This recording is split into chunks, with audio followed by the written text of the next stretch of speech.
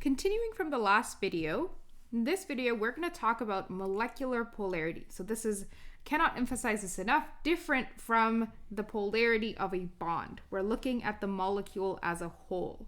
So let me give you a few examples before we get into that. So polarity of the molecule depends on the polarity of the bonds within the molecule. So this is what we did in that previous video. We found the electronegativities of each of those elements. We found the difference between them, and we classified that bond as either polar or non-polar. Now, that is just one component of this. If you are trying to classify the polarity of a molecule, you have to take into account the shape of the molecule as well. So this is always going to be your step one, is to find the polarity of the bonds within that molecule. Step two is to look at the shape as well. So consider the shape of that molecule as well and try to classify, only then can you classify the polarity of the molecule. So let's take a look at an example like CCl4. So first, you have to draw the Lewis structure. So I'm going to make this kind of short. So if I were to draw the Lewis structure of CCl4, I would have something like this.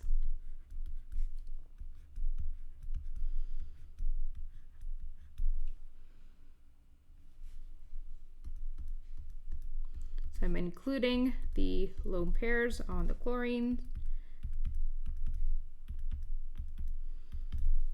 So this is my structure.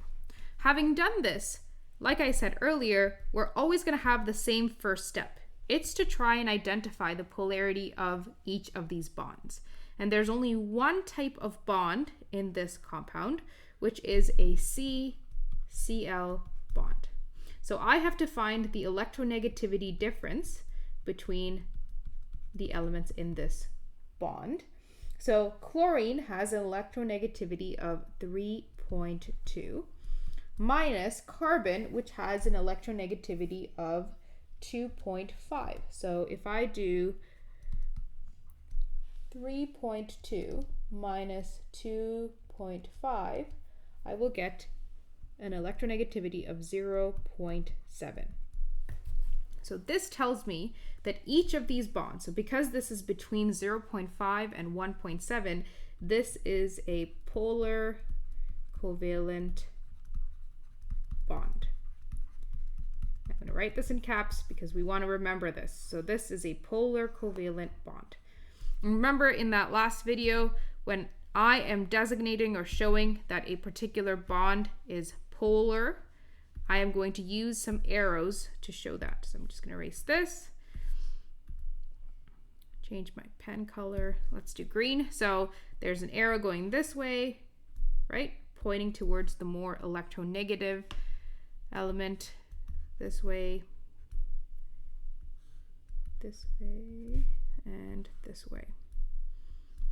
So what I end up having are dipoles going in opposite directions in all around this particular compound. So I've got a dipole going up and a dipole going down, a dipole going this way and a dipole going this way. This is an example of a symmetrical molecule. So symmetrical means that it is the same on either side. So if I were to sort of chop this in half, I would see the exact same thing on the left side and the right side. So this is a symmetrical molecule. And because this is a symmetrical molecule, the dipoles will cancel out. So I've got a dipole going up and a dipole going down. These two would cancel each other. I've got a dipole going left and a dipole going right. These two will cancel each other. Now this shape, so when we look at VSEPR shapes in the next lesson, you'll understand the symmetry of the shape a bit more, because the shape of tetrahedral is what makes this symmetrical, right? Identifying what shape this compound is will then allow you to classify it as symmetrical or asymmetrical.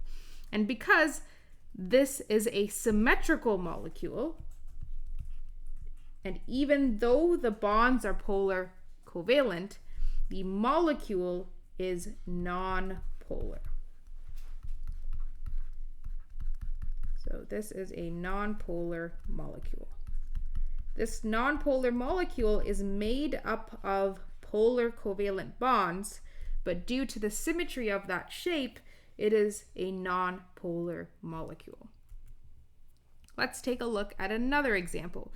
So I've got CH3F. So say I'm going to draw my F up here, one hydrogen here, one hydrogen here, one hydrogen here, and making sure to include my lone pairs for my fluorine. So this is my compound, the structure of the compound that I'm looking at. Again, first step is to try and identify the electronegativity difference in all of the different types of bonds that I have. So I've got a CH bond, so I need to find the electronegativity of the CH bond. Carbon has an electronegativity of 2.5 minus hydrogen, which has an electronegativity of 2.2, which gives me 0.3. So the bond CH bond has a is a nonpolar bond. Again, going to capitalize bond because that only applies to that particular bond. Now, the other bond that I have in this question is the carbon and fluorine bond. And fluorine has an electronegativity of 3.9.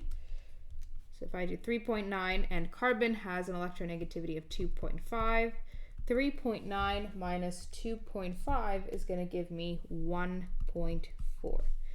And this is a polar covalent bond.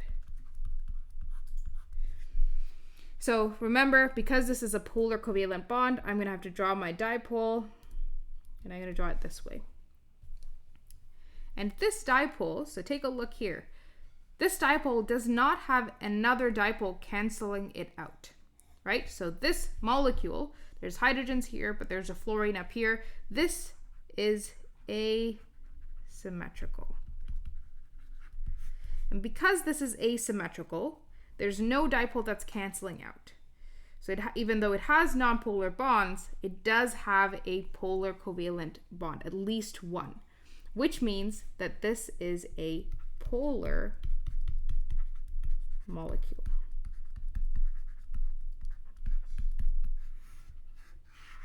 So if all of the bonds in a compound are nonpolar, that means that the molecule is going to be a nonpolar molecule.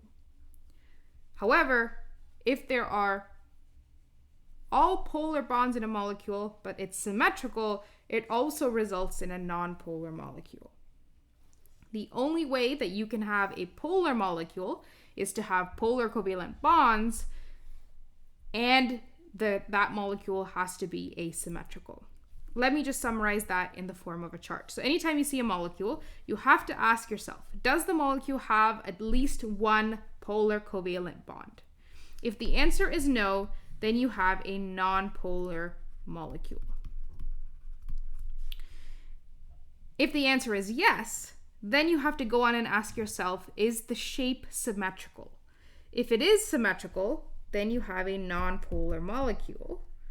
And if it's not symmetrical, you've got a polar molecule. Hopefully that's clear. There is some practice there. I want you to try and do it and let me know if you have any questions.